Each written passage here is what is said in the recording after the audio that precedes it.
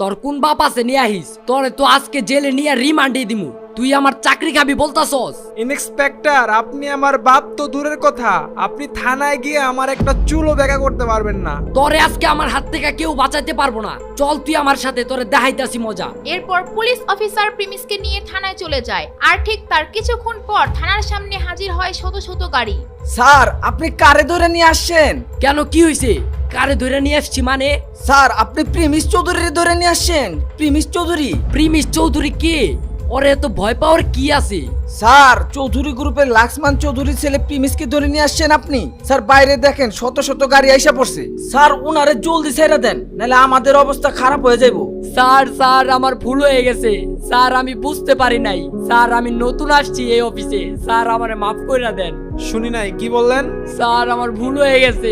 So guys, এটার ফুল part দেখতে চাইলে অবশ্যই সাবস্ক্রাইব করে রাখেন।